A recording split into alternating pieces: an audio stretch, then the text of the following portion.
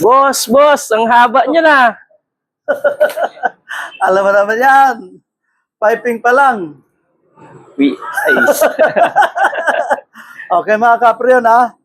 Nandito tayo ngayon sa Robinson's San Jose Occidental, Mindoro. Mayroon tayong ini-install dito. 3 units lang naman na ceiling cassette. So ito ha. Mga kapriyon, konting kwan lang ha. Konting paliwanag lang. Halika, tutukan mo to. Ito mga kapriyon. Ang karamihan nagkakabit mga kapriyon. Yung iba nag-i-install, yung insulation nila 5/8 by 1/2. Yung kapal nito 1/2 lang. Naku, pag ganito mga kapriyon, mga ceiling cassette at mga inverter, ilang buwan lang yan.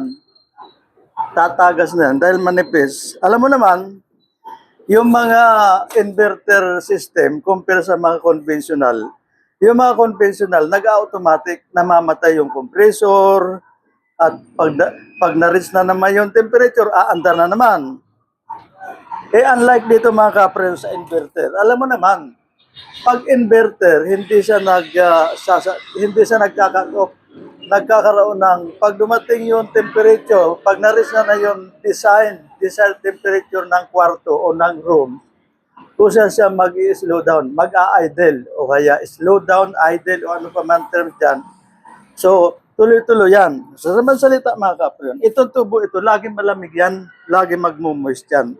Eh kung manipis lang yan, patay tayo dyan. So ito makakapal yan mga kapriyon ha. Medyo may kahabaan yan. Dito tayo.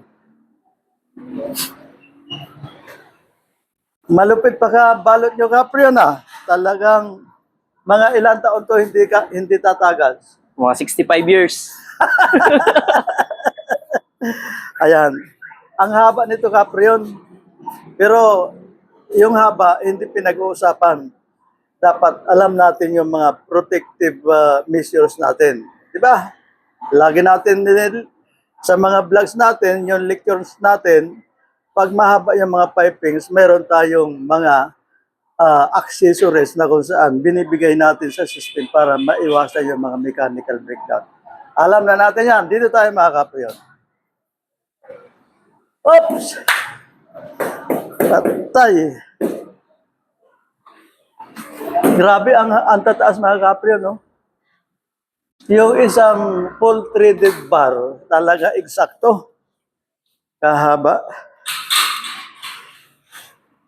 So, eto. Kapriyon, isang limo naman dyan. Huli. Oh. So, ang unit nito kapriyon, nandoon sa malayo. Mayroon itong common area. So, lahat ng mga aircon units, yung mga ECCU, mga condensing units, nandoon lahat sa labas, sa pinaka-rooftop. So, mahaba sila.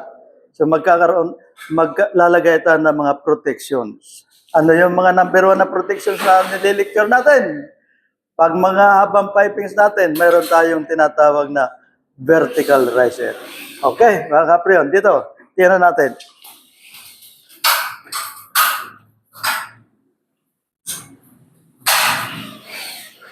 Pati, by the way, mga kapriyon, pati ventilating dito, yung exhaust ventilation, mga kinuha na natin para minsan na yung trabaho natin dito. So, mayroon tayong mga ventilating systems dyan. Kakabit natin, magli-layout tayo.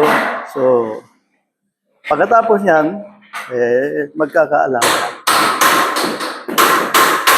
Ito mga kapriyon, napakaganda nito. Ito, tutukan mo nga to.